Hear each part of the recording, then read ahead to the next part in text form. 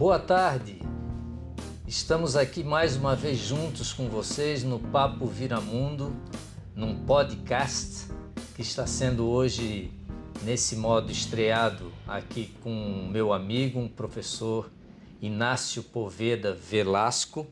Nós vamos falar um pouquinho desse nome e da origem dos três nomes, como se posicionam, digamos assim, mas o professor Inácio é da Faculdade de Direito.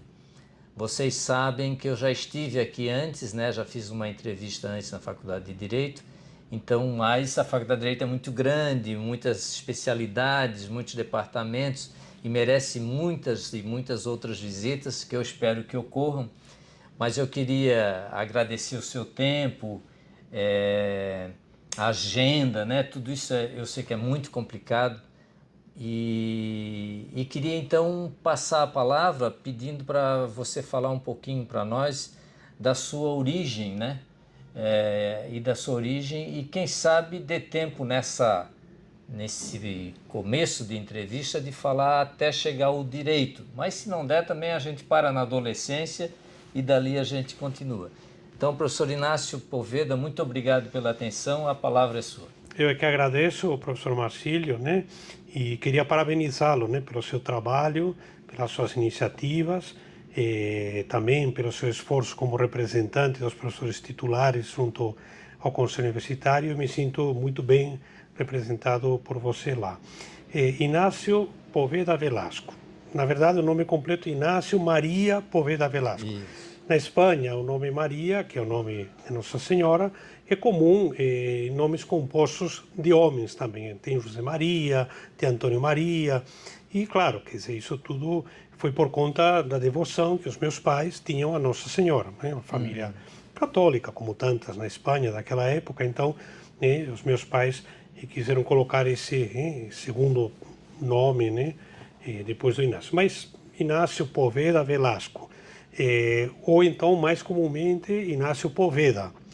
E isto por quê? Porque na tradição espanhola e na legislação espanhola, todo mundo tem dois sobrenomes. Isso, quem conhece um pouco a literatura, inclusive científica da Espanha, sabe disso. Quer dizer, todos os autores têm dois sobrenomes. Então eu não teria espaço lá, porque eu sou Marcílio Alves, só dois nomes. Não, mas se você fosse de família espanhola, qual é o sobrenome da sua mãe? Martins. Então você seria Marcílio Alves Martins. Por quê? Também por lei, primeiro vem o patronímico, que é o sobrenome paterno, e depois vem o matronímico, o sobrenome da família materna. Então, Poveda é o sobrenome da família paterna, do meu pai, Velasco é o sobrenome da minha mãe. Isso é interessante porque, de alguma maneira, os sobrenomes espelham a identidade da pessoa, quem ela é do ponto de vista, vamos dizer assim, né, genético, do ponto de vista, né, da sua ascendência familiar. E também, eu não sei se agora mudou na legislação espanhola, mas também a regra era que quando a mulher casava, ela não mudava o sobrenome. Ela é e continuava a ser quem era, né? Com o sobrenome paterno primeiro e o sobrenome materno depois. Não agregava o sobrenome do marido. Sim. Socialmente, sim. Então, minha mãe era Soledad Velasco de Poveda, mas o de Poveda era só uma convenção social para dizer que era a esposa do Poveda, meu pai, né? O Vicente Poveda, né? Então, e hoje em dia ainda é assim? A mulher não... Isso não te sei afirmar, Marcílio, se ainda mantém assim. Mas quer dizer, um pouco qual era o sentido? O sentido era, e não estamos falando de, porque hoje com o divórcio, então é melhor a mulher mudar de nome, porque senão pode ter que mudar toda hora. Não era essa a razão naquela época, né? Estou falando dos anos 60, 70. Era porque se entendia que a pessoa é quem é, né?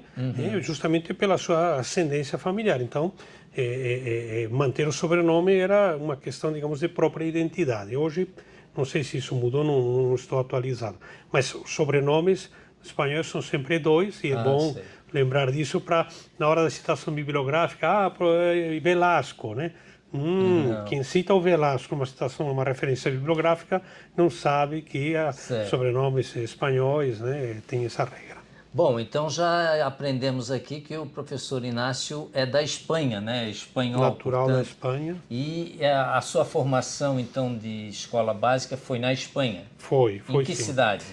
Na cidade de Valência, que Ah, em Valência, justamente que está agora nestes dias sofrendo teve essa tragédia, mas uma coisa assim, as imagens, né, que a gente viu de uma são enchente, né? enorme, enorme, e com um monte de mortos, uma chuva provocou, né, então também grandes enxurradas. Felizmente, ninguém assim da minha família sofreu, né, teve alguma perda material, um sobrinho perdeu o carro, mas enfim, então é Valência. Depois, quando eu vim para cá, né, eu vim depois já de finalizado o colegial, né? Ah, então o E colegial foi em Valência. exatamente, então eu Ginásio e fiz todo o colegial. ginásio e colegial em Valência, lembrando que na Espanha, naquela época e ainda hoje, né, o ensino público é um ensino muito forte, o que para nós, digamos assim, por um lado, seria uma aspiração, um estímulo, por Certo. outro lado, Era o Brasil na década de 60, era o 70, né? Brasil da década de 70. Nós tínhamos grandes colégios estaduais, Costa Manso, ou tal. E eu digo até isso para os meus alunos, falo, olha, vocês não conheceram os grandes colégios públicos de São Paulo, onde havia vestibular, o vestibulinho para entrar, eram disputadíssimos, né? E hoje, infelizmente, o ensino público, né, segundo grau, né, acabou, vamos dizer assim, ficando, né, com muitos problemas. Mas eu digo isso porque, por exemplo, na Espanha, colocar o filho numa escola particular era uma opção, e na Espanha naquela época, muitas vezes os pais para dar um ensino religioso, por exemplo, ou numa escola católica, ou numa escola judia, mas não era porque a escola particular fosse melhor do que a escola pública. Chegando aqui no Brasil, por razões familiares, né? Então eu tive que revalidar os meus estudos, né, do colegial. Ou seja, entrou no colégio novamente? Não, Não. não, não, eu Só fiz provas. fez provas de. Na Secretaria da Educação do Estado, tive Ah, que fazer é. provas de História do Brasil, Geografia do Brasil, Português. português, naquela época Educação Moral e Cívica, Sim, enfim. EMC. E aí depois com essas aprovações, então o meu segundo grau ficava revalidado aqui. E aí então veio o vestibular, eu sou acho que da segunda turma da FUVEST, do segundo ano em que a FUVEST foi realizada. Ah, sim. E aí entrei aqui na faculdade no ano 78. 78. A minha turma, então, se formou no ano de 82, Aham. né? É uma turma da qual eu me orgulho muito. Nós comemoramos, né, 2 anos atrás, os 40 anos de formatura e fizemos um grande almoço, nos reunimos, foi um reencontro em muitos casos e na verdade, é uma turma muito unida. Na minha turma, saíram, naqueles primeiros anos, muitos colegas prestavam para a magistratura, para o Ministério Público. Então, por exemplo, hoje, o presidente do Tribunal de Justiça do Estado de São Paulo é meu amigo, colega de turma, né? Colega O de turma. desembargador Fernando Garcia. Só para explicar para os nossos espectadores, né, nós estamos na Faculdade de Direito, que é um prédio separado do Campus Butantã, que é lá na cidade universitária, né? Mas a Faculdade de Direito, por uma questão histórica bastante bonita, muito interessante, ela se uniu a outras faculdades para formar a Universidade de São Paulo, né? Então, o professor Poveda é da Faculdade de Direito, mas também é da Universidade de São Paulo, né? Aliás, como eu sou professor titular de História do Direito, né? Então, eu conheço muito bem a história da faculdade e também a história da Universidade de São Paulo. E isso que o professor Marcílio acabou de dizer tem toda, digamos assim, a procedência, porque a faculdade precede a criação da universidade em 110 anos, Porque né? aqui é a segunda ou terceira Não, faculdade de Direito, né? não, a primeira, A primeira. professor Marcílio, Tá, a Faculdade primeira. de Direito do Largo de São Francisco. É a Não, primeira, é a ele não primeira. tem obrigação nenhuma de saber, não é do ramo, mas é assim, quando em 1822 foi a independência do Brasil, então ficou difícil para os nossos jovens irem estudar em Portugal, porque nós tínhamos acabado de romper laços com Portugal. Então se fazia necessário ter ensino superior que não existia no Brasil. E Dom Pedro I, pela Carta de Lei de 11 de agosto de 1827, por isso que o dia 11 de agosto tem essa simbologia toda, tal, Certo. do direito, né, e tal, né? Então, pela Carta de Lei de 11 de agosto de 1827, criou dois, chama-se cursos de ciências jurídicas e sociais. Um em São Paulo, nesta ordem. O outro em Recife? Em Olinda. Olinda, desculpa. Olinda, que era a capital, que era a capital do estado de Pernambuco à época.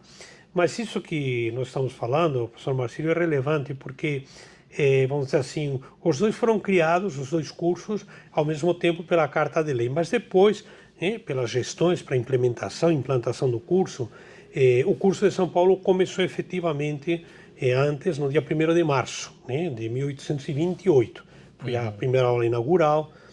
Inclusive, quando eu dei a minha aula inaugural, na faculdade existe uma tradição que quando você virar professor titular, você entra numa fila e aí vai chegar uma hora, ali 1, 2, 3, 4 anos, dependendo de quantos outros professores titulares mais antigos existem na tua frente, em que você vai dar a aula inaugural no início do ano acadêmico da faculdade.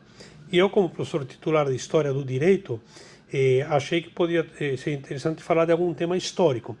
Então fui pesquisar sobre qual tinha sido o tema da primeira aula inaugural da história da faculdade, que era, vamos dizer assim, um assunto do qual não se tinha conhecimento porque não se tinham fontes.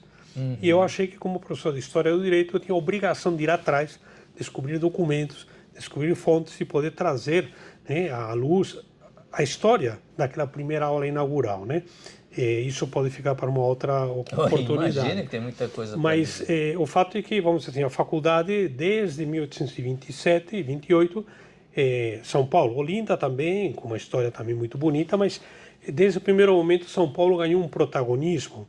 Faculdade de Direito, porque São Paulo da época, a Vila de São Paulo era uma pequena cidadezinha interiorana de uns 25 mil habitantes, que se calcula que era a população da cidade de São Paulo à época. Mas a faculdade, ela, vamos dizer assim, serve para transformar o pequeno burgo numa cidade mais cosmopolita, mais intelectual. Começam a surgir livrarias, temos aqui professores intelectuais que vêm aqui lecionar, e principalmente a faculdade se tornou, desde o primeiro momento, um celeiro de homens públicos para a história do Brasil, para a construção do Brasil independente, primeiro no Império e depois na República. Então, nós temos aqui grandes figuras da história brasileira. Escritores ou poetas também, quer dizer, a faculdade foi um celeiro de todos os grandes poetas, Castro Alves, Fagundes Varela, enfim, tantos cujos nomes estão estampados na pedra aqui na faculdade, Então, formação de grandes juristas, de grandes homens públicos, de grandes literatos. Então, a faculdade sempre teve essa vocação de formar homens públicos. Por exemplo, já na época da República, da faculdade saíram 14 presidentes da República, que foram 14 presidentes. 14 presidentes. Então, o peso, digamos assim, social, político, jurídico da faculdade na história do Brasil é muito, muito grande. E isso, quem está dizendo não é, ele é professor da faculdade, então está jogando confete. Não, é a história, basta ver, Até o Monteiro Lobato se formou na faculdade, um Rui Barbosa... Mas eu tenho certeza, não tenho certeza, mas vou arriscar, que o professor Inácio não sabia dessas coisas quando optou por fazer direito, como você talvez não saiba e queira fazer direito, então não precisa saber dessa história. Mas então por que escolheu a faculdade, por essa carreira de direito, Olha, eu acho que o curso de Direito, sem nenhum demérito, nenhum prejuízo para a engenharia, para a medicina, para a arquitetura, para a sociologia, mas o curso do Direito, vamos dizer assim, é o curso que mais tem a ver com a vida social. Há um brocado jurídico que diz ubi societas ibi ius. O que isso significa? Ali onde está a sociedade, ali está o direito. Por quê? Porque o direito, ele visa disciplinar as relações entre as pessoas, o meu, o teu, o dele, o dela, E isso é, digamos assim, a alma da convivência social. Então, o direito procura dirimir conflitos, procura apaziguar as diferenças entre as pessoas. E isso, se a gente for pensar, do ponto de vista assim, de uma profissão para a qual a gente, de alguma maneira, se entrega, que a gente abraça, é muito bonito, porque o direito tem que ser um instrumento de pacificação. Mas você percebia essas coisas, né, aos 18 anos de idade? Assim, Não, mas talvez, né? não, mas eu tinha, vamos dizer assim, já pessoas na família Sei. que já tinham vindo direito, né? Ah, certo. E talvez porque eu sempre tive vamos dizer, um veio humanista, né? Eu sempre gostei Certo. muito, né? De literatura, de história, Então de lia muito na filosofia, adolescência. lia, né? E justamente isso talvez me tenha dado uma bagagem que despertou em mim esse interesse, né? Entendi. E eu ia me Mas conhecer o direito só depois que eu entrei e comecei sim, a estudar. agora eu peguei o fio da meada de uma coisa que eu estava pensando em lhe perguntar, porque você é professor titular na área de História do Direito, né? Isto. E aí eu pensei, o que que eu sei de História do Direito? E eu não sei nada de História do Direito, a não ser, e aí eu vou perguntar se isso é História do Direito e se é o começo do Direito, o Código de Hammurabi, né? O olho por olho, dente por dente. Isso já está inserido dentro do direito ou antes disso já existia o direito? Como é que é? Veja, o direito, ele faz parte da vida, ele é intrínseco à vida humana, né? Começou a sociedade e começou o direito. Nós nascemos no direito, vivemos no É direito verdade, e né? morremos no direito. Agora, do ponto de vista, digamos assim, de codificações, legislações, monumentos jurídicos, os primeiros, assim, dos quais nós temos registro, são sim, justamente da época da Suméria, o Código de Hammurabi, né, que é mais ou menos do ano 2000 a.C. Não significa que antes disso não tivessem leis, porque as leis elas sempre existiam para justamente organizar, disciplinar a vida em sociedade, né? Mas numa perspectiva assim do estudo da história do direito, nós vamos ter, sem dúvida nenhuma, o Código de Hammurabi, nós temos um direito egípcio, nós temos um direito grego antigo, mas o nosso sistema de direito É o grego romano?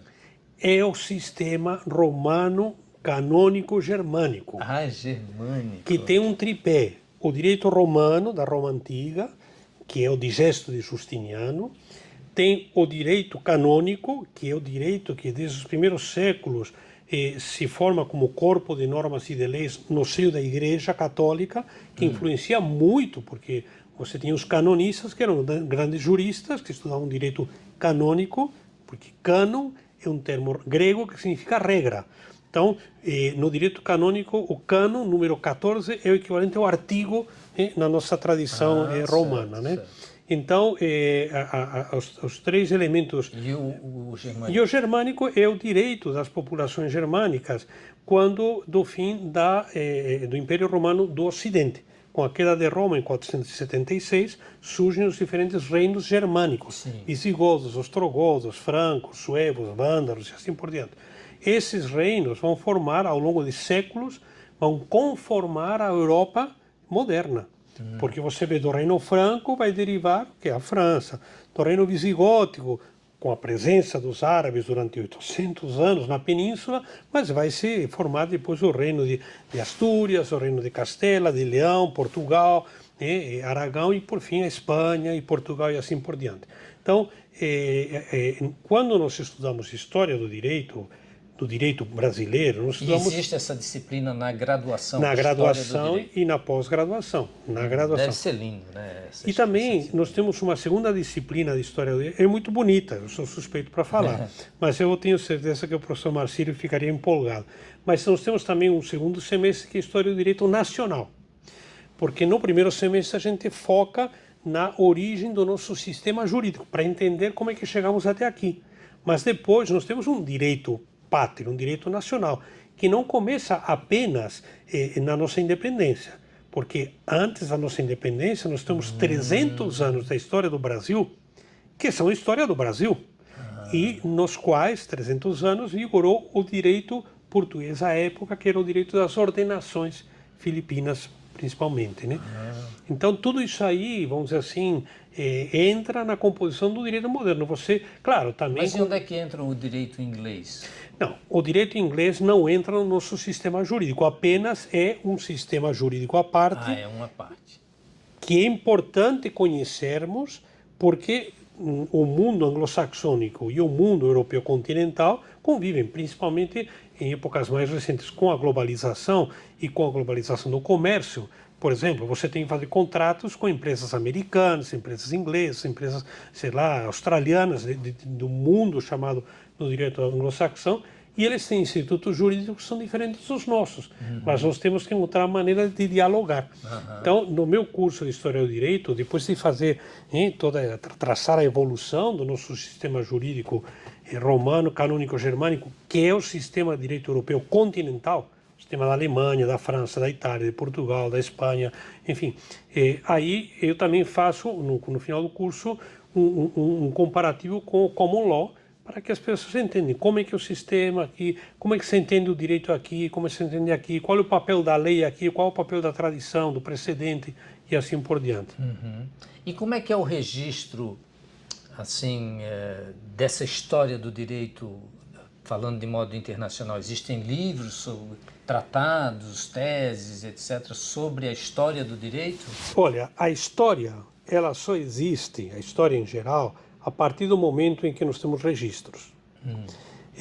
Quando nós não temos registros, sejam fontes documentais, sejam fontes monumentais, sejam fontes literárias, nós falamos de uma pré-história, né?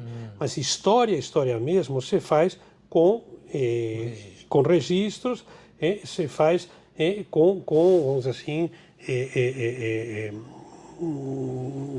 documentos jurídicos, etc. Então, nesse sentido, nós temos desde as fontes, né? Por isso que o estudo das fontes é vital para o estudo da história e da história do direito em particular.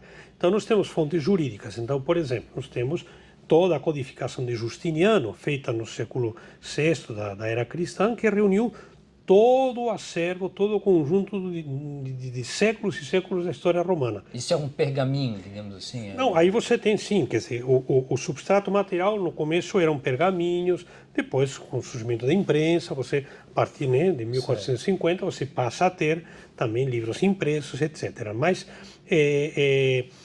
o substrato material vai variar, mas chega até nós, né, esses documentos através de pergaminhos, mas também nós temos essas fontes monumentais.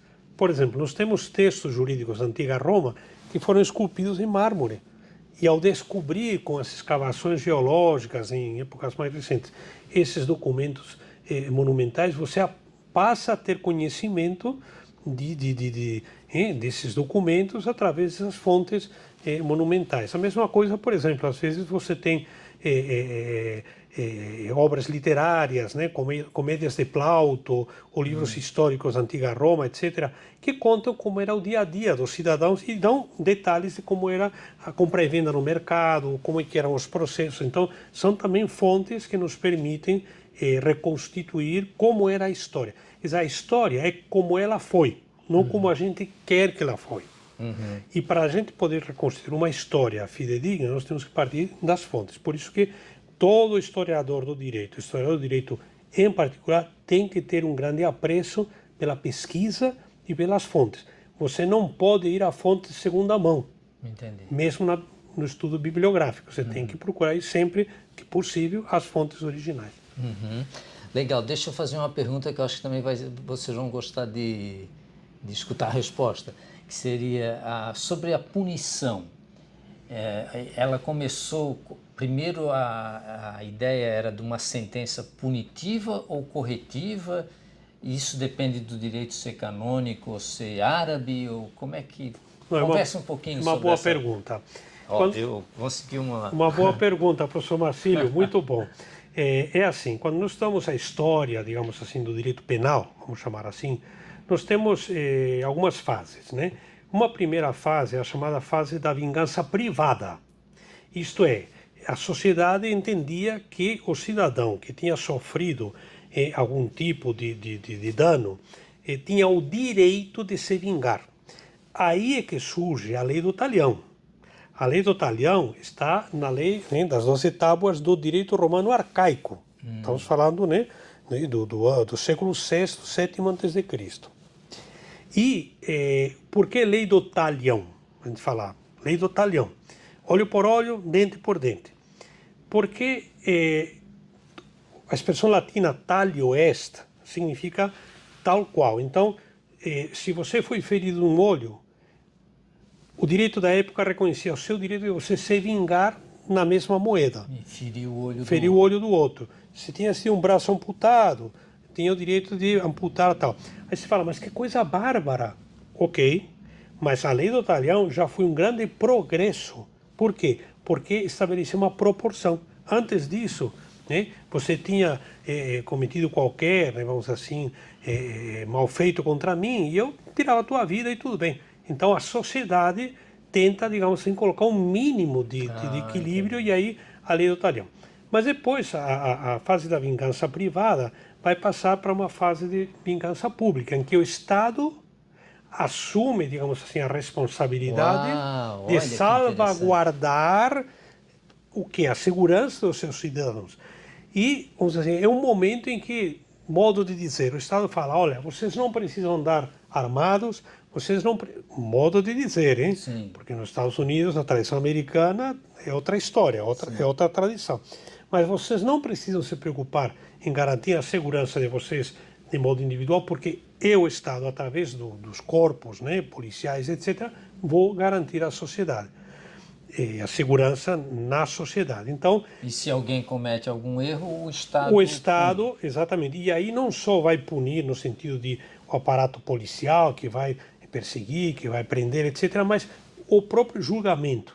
Quer dizer, é o Estado que, através de, vamos dizer assim, os seus representantes, no caso um poder judiciário incipiente, né, no seu germe, então vai fazer o julgamento para quê? Para, vamos dizer assim, fazer justiça para aquela pessoa que foi sofreu assim, um dano no seu patrimônio, na sua integridade física, na sua honra e assim por diante. Então quer dizer que se antigamente era o olho por olho, Vingança ou a privada. vingança privada, e hoje em dia é de outra maneira, quer dizer que o direito evolui, né? Evoluir Tem uma porque você evolução. passa de uma lei, vamos dizer assim, da selva para uma sociedade que se pretende organizada. Agora, é claro que isso só se torna uma realidade quando você tem um Estado que cumpre o seu papel, um poder judiciário realmente, né, que procura implementar a justiça, e eu posso já explicar o que isso significa, e um corpo policial que esteja a serviço da causa da justiça. O que eu quis dizer um judiciário que cumpra o seu papel e implemente a justiça? O que é a justiça? Qual é o conceito que isso vem desde os romanos e se mantém até hoje? Conceito de justiça. Justiça é sum quique tribuere, não se assustem. Isso aqui é latim, o palavrório técnico do juridiquês usa do latim, mas mais para impressionar, porque a gente também traduz.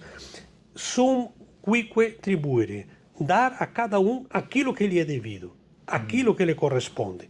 Então, por exemplo, o professor Marcílio entra com uma ação contra mim, alegando que eu não paguei o aluguel da casa que ele me alugou. E aí, então, ele reclama perante o juiz aquilo que ele considera que lhe é devido, que é o seu direito, que é o pagamento do aluguel que eu não fiz. Aí você vai entrar com ação, vai alegar, vai provar, e se o juiz, através das provas, entender que realmente eu, locatário, não paguei o preço do aluguel que você, locador, está me cobrando, então ele me condena a pagar. O que ele está fazendo? Sum quique tribuere, está dando a cada um aquilo que lhe é devido. O que é devido a você? O recebimento do dinheiro. O que é devido a mim? O pagamento pelo qual eu sou responsável. É um exemplo entre muitos. Agora, se nós tivermos uma justiça com juízes preparados, com juízes que realmente, na sua atuação, coloquem em prática o sentido de justiça e a virtude da justiça, então nós podemos dizer que caminhamos para uma sociedade justa, uma sociedade pacificada, uma sociedade onde a cidadania é respeitada na sua plenitude. Mas você vê assim dentro dessa perspectiva que eu falei, né, de que no passado era de um jeito e agora é de outro, ou seja, que houve uma evolução, se a gente jogar 100 anos para frente no futuro, o direito lá vai ser diferente do que é hoje, assim. Bom, eu não tenho bola de cristal, professor Marcílio, e hoje em dia as mudanças, as transformações são tão rápidas que fica muito difícil fazer qualquer previsão. Mas já hoje nós vivemos um momento de grande transformação por exemplo, Isso, essa era a pergunta que eu deveria ter com feito. a utilização da inteligência artificial no mundo do direito. Entendi. Por quê? Porque hoje, não sou especialista em inteligência artificial, certamente o professor Marcílio, como engenheiro e bom engenheiro, saiba muito, muito mais do que eu, mas o que eu vejo é que, vamos dizer assim, a inteligência artificial pode ser usada, e eu sei que já está sendo usada, para pesquisas, para muitas vezes até pedir que o ChatGPT monte uma minuta de petição, monte uma minuta de sentença. Isso tudo tem que ser olhado com muito cuidado, Certo. porque você não pode deixar a máquina decidir. Uma minuta de sentença pode ser extremamente grave para a vida de uma pernicioso pessoa, e injusto. Porque o que a máquina vai fazer? A máquina vai, tem esse precedente, tem aquele julgado assim, não sei o que, nessa situação e tal. Mas cada situação é uma situação. E esse discernimento que leva a dar a cada um o que lhe corresponde é o tirocínio que o ser humano tem, quando bem formado e quando é uma pessoa reta e justa. Entendi. Mas eu também, o professor Poveda, ele trabalha com história do direito, mas eu fui um pouco curioso e fui olhar lá seu currículo, e também tem o direito da família e o direito de obrigação. Das obrigações. Das obrigações. Em especial, o direito das obrigações é quase que um jogo de palavras, né? Que é o direito de ter o direito de se obrigar, mas o que é um pouquinho o direito das obrigações? Ok, é que dentro do direito civil, especificamente, que é o direito civil é, vamos dizer assim, o ramo do direito mais antigo, é o direito privado, é o direito, porque é civil, porque é o direito do cives, que é o termo latino, jurídico, né, da antiga Roma, que designa o cidadão. Então, o direito civil é o direito, digamos, do homem da rua, do homem comum. Quando eu disse que nós nascemos no direito, vivemos no direito, morremos no direito, estou me referindo ao direito civil. Claro, depois você tem o direito público, você tem o direito administrativo, tem o direito penal, tem o direito trabalhista e assim por diante. Mas, quando nós falamos do direito civil, então nós temos alguns ramos importantes. Por exemplo, um deles é o dos direitos reais. Aí fala, mas isso era na época da monarquia, quando tinha rei. Não tem nada a ver. Res, rei, no latim significa coisa. Então, os direitos reais são os direitos das coisas. O que se estuda no ramo dos direitos reais? Propriedade, posse, direitos reais sobre coisa alheia e assim por diante. Outro ramo do direito civil é o direito das obrigações, que é o direito dos contratos, que é o direito dos quase-contratos. Então, o direito das obrigações se estuda, por exemplo, contrato de compra e venda, contrato de locação, contrato de serviços e assim por diante. Então, uma das minhas especialidades é o direito das obrigações, porque eu estudei tanto na minha tese de doutorado quanto na minha tese de livre docência temas que têm muito a ver com a maneira como o direito das obrigações evolui desde a antiga Roma, passando pelo direito intermédio, vale dizer direito medieval, direito germânico, até chegar à época das codificações no início do século XX e até chegar ao nosso direito brasileiro atual. Então, por exemplo, compra e venda. O que é a compra e venda? É um acordo de vontades bilateral, pelo qual uma parte se compromete a entregar um bem, que é a mercadoria, e a outra parte se compromete, em contrapartida, a pagar o preço. Então, a compra e venda é uma troca de mercadoria contra preço. Ok, isso simplificando, mas depois tem uma série de questões envolvendo a compra e venda. A mesma coisa, por exemplo, em relação à locação. Mas vamos pegar um exemplo de um empréstimo. É um contrato, direito das obrigações. Eu vou emprestar um dinheiro para o professor Marcílio. Eu quero uma garantia de que o professor Marcílio irá me devolver esse dinheiro. Eu posso exigir uma garantia real, isto é, que ele me dê uma coisa para que eu fique com ela enquanto ele não me paga, e aí, me pagando, eu devolvo. E aí você tem desde o penhor até hipoteca, tem uma série de figuras jurídicas. Você não faz uma hipoteca da casa própria para pegar um empréstimo no banco? Sim. É isso é direito das obrigações. Até pode ser uma garantia pessoal. Eu fiz uma locação, aqui com alguém e eu peço para o professor Marcílio que seja o meu fiador. O que é o fiador? O fiador é um garante pessoal, porque se eu não pagar, pelo contrato, o credor vai se voltar contra o meu fiador, né? Só que isso teve uma evolução muito grande ao longo do tempo. Então, por exemplo, antigamente, quando eu digo na Roma antiga, mas na época mais antiga de Roma, o devedor, ele respondia pelo pagamento da dívida com a sua própria pessoa. Se ele não pagasse a dívida, o credor poderia vendê-lo como escravo.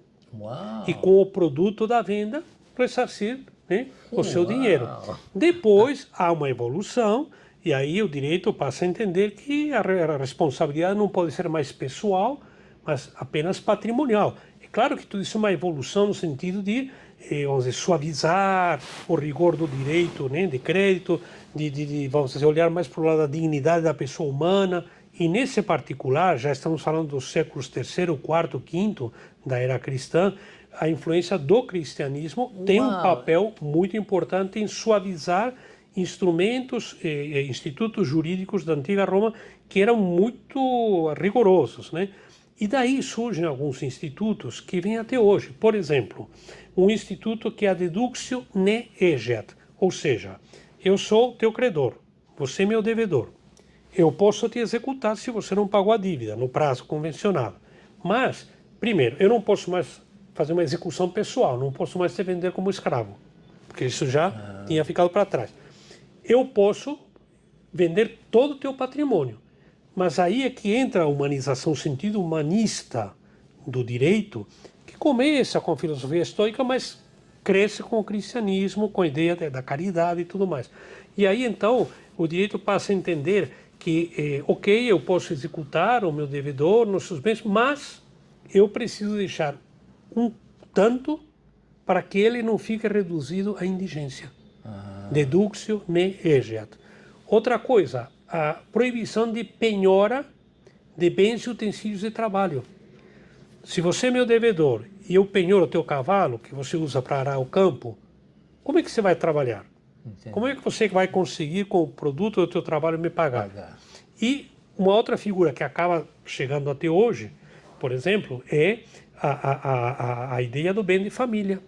Ou seja, né, que a moradia familiar não pode ser executada. Para quê? Para não deixar a família, muitas vezes com crianças, na rua. Então, são alguns, vamos dizer assim, algumas mudanças dos institutos, e isso tudo é uma evolução. A história do direito é linda, porque ela mostra toda essa evolução, e a gente percebe como é que nós chegamos até hoje. Não foi assim, pronto, não. Assim como na vida da gente, nós não chegamos nesses cabelos brancos ou nesses cabelos rareados. O professor Marcílio foi uma evolução. Quando o professor Marcílio e eu éramos jovens, nós éramos bonitões, tínhamos cabelão, não sei o quê, só que a vida vai. Então, a vida do direito também vai mudando. Mas bonitões ainda somos, não nos preocupemos com isso. Mas eu ia fazer essa pergunta e você entrou com o tema que é do cristianismo, né? Qual é a importância da figura não de Cristo, não vou falar o Cristo, da doutrina cristã. Mas da doutrina cristã no direito, mas eu entendi já. Mas aí eu faria uma pergunta ainda sobre o cristianismo, se Cristo em si falou alguma coisa de direito, assim como ele falou, dai a César o que é de César, que poderia ser talvez mais de economia, não sei. Ele falou alguma coisa do direito? É interessante, porque quando você... Essa é uma pergunta boa, hein, gente? Muito boa e muito interessante, porque você lendo o Novo Testamento, né, e conhecendo o direito romano, como eu conheço, você percebe ali algumas situações, por exemplo, em parábolas que Jesus usa, que denotam um conhecimento que Jesus tinha do direito da época. Dou um exemplo. A famosa parábola do terreno escondido no campo. Não sei se o professor Marcílio conhece. Jesus está falando sobre o reino dos céus, sobre o quanto o reino dos céus é uma coisa valiosa, sobre o quanto vale a pena a gente gastar a vida para conquistar o reino dos céus. Lógico que a gente conquista isso através do amor, através de uma vida reta, através de um trabalho bem feito e assim por diante. Então Jesus dá essa comparação. Olha, o reino dos céus é semelhante a um homem que encontra um tesouro escondido num campo. que ele faz? Volta a esconder o tesouro no campo, vai, vende tudo quanto tem e compra aquele campo. Você fala, ué, mas por que ele simplesmente não pegou o tesouro e levou embora? Aí é que você, quem conhece, você enxerga o direito romano que está por trás. Por quê? Porque o achado de um tesouro num terreno, por exemplo, é um dos modos de aquisição de propriedade, os chamados modos originários de aquisição de propriedade, que é a invencio, a invenção. Nós usamos hoje o termo invenção para alguém que descobriu alguma coisa, teve alguma ideia genial, mas o termo inventio, inventio, com T, no latim, que é invenção, no português, é o achado. E era uma forma originária de você adquirir propriedade. Por exemplo, naquela época em que tinha grandes seções de terra que não eram de ninguém. Se eu chegava num lugar que não era de ninguém e ocupava lá e tal, aquela terra se tornava minha. Hoje isso, no mundo atual, é impensável. Mas, no caso concreto do tesouro escondido num campo, a regra romana era a seguinte: se eu, que sou inventor isto é, o descobridor, achei o tesouro, por acaso, né? Então, metade do tesouro é do dono do campo e metade é meu. A metade é minha. Metade do tesouro é minha, que eu descobri. Mas se eu, por exemplo, tivesse descoberto o tesouro entrando no campo contra a vontade do dono do campo, eu não recebia nada, ficava para o dono do campo. Qual é a sacada da historinha que Jesus conta? É que aquela pessoa sabia que se ele simplesmente dizia, olha, achei um tesouro, ele ia ficar com a metade. Certo. A outra metade ia ficar com o dono do campo. Certo. O que ele faz? Se esconde. Aqui não se fala mais nada sobre isto. Vai, vende tudo que tem, compra o campo e aí sim, ao retirar o tesouro. Então, qual que é a ideia? É que o tesouro escondido tem muito mais valor do que a terra, do que o campo. Quer dizer, a ideia de que a vida eterna tem muito mais valor do que, sei lá, momentos de glória, de opulência. É um exemplo, mas tem outros. Tem outros tá exemplos. certo, né? Legal. Professor Poveda... Porque, no fundo, o direito é a vida das pessoas e a vida da sociedade. Tá certo. Nós estamos indo mais para o final da nossa entrevista. Eu gostaria de voltar um pouquinho para a USP. Eu tinha uma pergunta sobre o direito chinês, mas Não. meio pesado e tal. Então, o que eu queria assim, tentar ir na direção da finalização da entrevista seria lhe perguntando sobre o futuro da USP, da Universidade de São Paulo, né, que é o professor Poveda trabalha na USP, eu também. Então, assim, como é que você vê a Universidade de São Paulo e a Faculdade de Direito nesse século novo, novo não, né? Nesse século atual, junto com todas essas tecnologias e essas coisas todas? Vamos conversar um pouquinho assim sobre isso para a gente ir finalizando a nossa entrevista. Muito bem. Eu acho que é uma pergunta muito interessante e muito relevante, professor Marcílio. O professor Marcílio não comentou, mas além de ser professor titular da faculdade, eu ocupei diversos cargos de relevância na reitoria e também fui fundador e primeiro diretor da Faculdade de Direito da USP no campus de Ribeirão Preto, que é uma faculdade de excelência e de referência, né? Por que eu estou dizendo isso? Porque pela minha vivência de universidade, que não é pequena, como não é pequena a vivência do professor Marcílio, mas talvez como eu sou mais velho, seja um pouco maior. Em que ano que você entrou na universidade, Marcílio? 79. Bom, então... Quase junto. Mas como docente? Aí 89. Tá. Então somos coetâneos, né? Tanto de universidade de idade quanto de USP também, né? E aí o que eu observo? A universidade, ela, vamos dizer assim, é uma universidade de excelência. Nós estamos sempre ouvindo falar, nos rankings, tal, não sei o quê, Universidade de São Paulo, melhor Universidade Americana. Ok. É uma excelência em todas as áreas. A Universidade de São Paulo, ela é uma universidade, assim, não digo única, mas é das poucas universidades, das chamadas large universities, quer dizer, grandes universidades, né? Porque ela vamos dizer assim, ela vai de A a Z.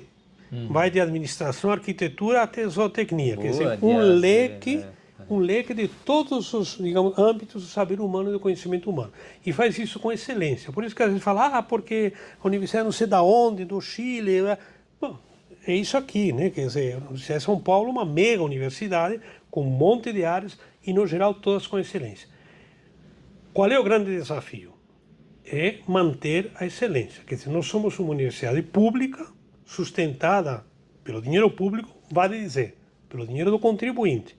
Para quê? Para oferecer à sociedade profissionais de excelência, para oferecer à sociedade pesquisas relevantes que transformem a vida da sociedade, que vão ao encontro das necessidades dos cidadãos. Por isso que a universidade não pode se fechar nela mesma.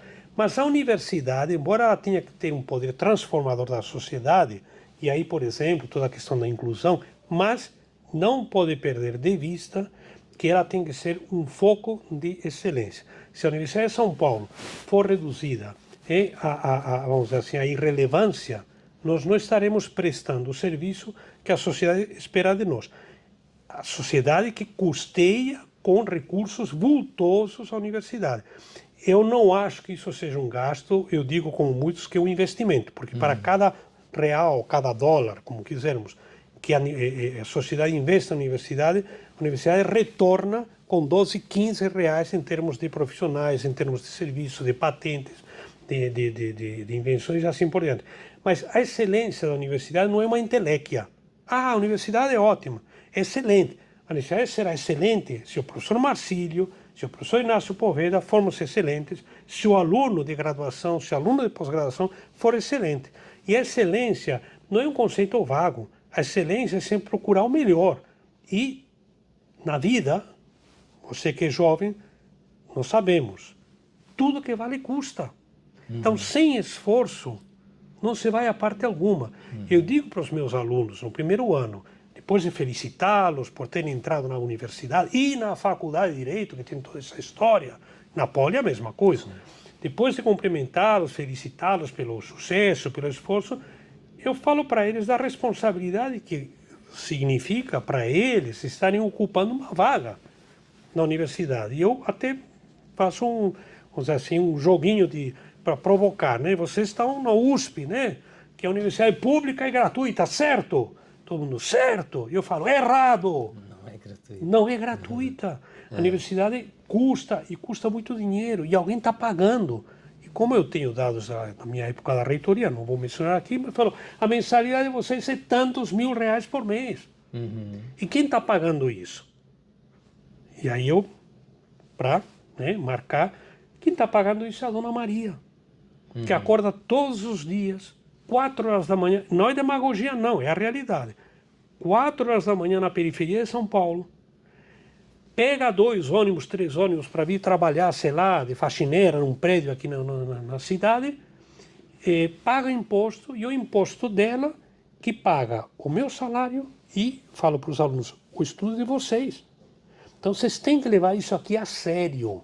E levar a sério é o quê? Assiduidade, pontualidade, estudar para valer, prestar... Claro que existe também a convivência, existe também a festa, uma coisa não tira a outra, mas eu vejo, professor Marcílio, que o futuro da universidade depende, e isso me preocupa muito, de que todos nós tenhamos muito claro que ou nós sabemos retribuir para a sociedade um ensino de excelência, uma pesquisa de excelência, ou nós caminharemos para a irrelevância. Falávamos agora há pouco das escolas públicas, dos grandes colégios da década de 70.